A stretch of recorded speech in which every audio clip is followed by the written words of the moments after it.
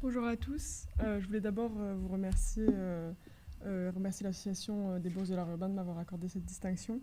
Et donc, je suis nouvellement diplômée de l'école Boulle du DSA Territoires Habités et je vais vous présenter mon projet de diplôme. L'école des Belles-Fontaines se construit à rebours du projet de démolition qui est engagé par la ville de Juvisy-sur-Orge pour détruire un ancien centre de loisirs datant des années 70. Donc, à rebours de ce projet de démolition, je suis convaincue que les bâtiments de l'actuel centre de loisirs peuvent être réhabilités, transformés et augmentés et qui peuvent offrir l'école dont la ville a besoin. Donc, la ville de Juvisy-sur-Orge est située dans le territoire 12, donc dans le sud, au sud de Paris. Et cette petite commune, en fait, connaît une forte croissance démographique de par sa localité proche de Paris et de mieux en mieux desservie. Donc, face à l'augmentation de la population, la ville de Juvisy-sur-Orge a décidé de construire un nouveau groupe scolaire et, disposant de peu de places libres, elle a décidé de démolir l'actuel centre de loisirs pour en faire une nouvelle école.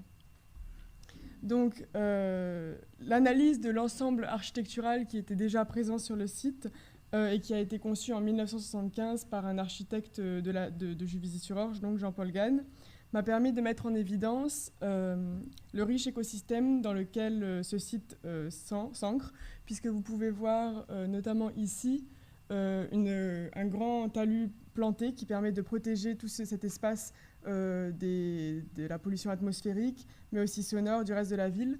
De plus, son dénivelé et l'orge qui coule en contrebas en font vraiment comme une petite oasis, comme une parenthèse hors de la ville. Donc le projet que je propose s'insère en fait dans les bâtiments en briques existants et permet de préserver ce patrimoine architectural des années 70. Il devient ainsi une nouvelle strate d'histoire et continue l'histoire du lieu. La première action de réhabilitation qui m'a semblé essentielle de mener, c'était de restituer une identité au lieu. Actuellement, ça s'appelait le centre de loisirs et il avait perdu tout nom qui lui avait été avant assigné. L'école des Belles-Fontaines fait référence au Val des Belles-Fontaines sur lequel le centre de loisirs avait autrefois été construit. Donc il y a eu plusieurs actions de réhabilitation et notamment en fait, de rendre chaque espace plus libre et accessible de manière indépendante les uns des autres. Donc il y a d'abord l'idée de décloisonner tous les espaces intérieurs pour en faire des salles de classe qui soient vastes et qui puissent accueillir des grands groupes d'enfants et aussi différentes extensions. Donc toutes les extensions sont imaginées en bois de robinet et en béton pour permettre un moindre coût qui compense le fait de réutiliser. Ensuite, il y avait un gros travail sur le travail d'unification du site, notamment au niveau des circulations. C'est ce qui avait amené la mairie à vouloir tout démolir et surtout pour pouvoir aplanir le terrain, notamment pour des soucis de normes d'accessibilité PMR.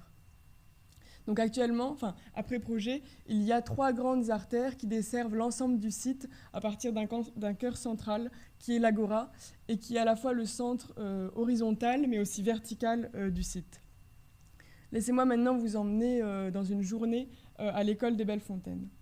Donc tout d'abord, il y a l'espace de l'Agora, juste après l'entrée. C'est l'endroit où les enfants se retrouvent et donc il y a beaucoup de personnes qu'on peut y retrouver, les parents, les enfants, les professeurs et même des personnes extérieures. Donc c'est l'espace où il y a le plus de mixité sociale. On peut y retrouver donc un préau et les espaces de l'administration.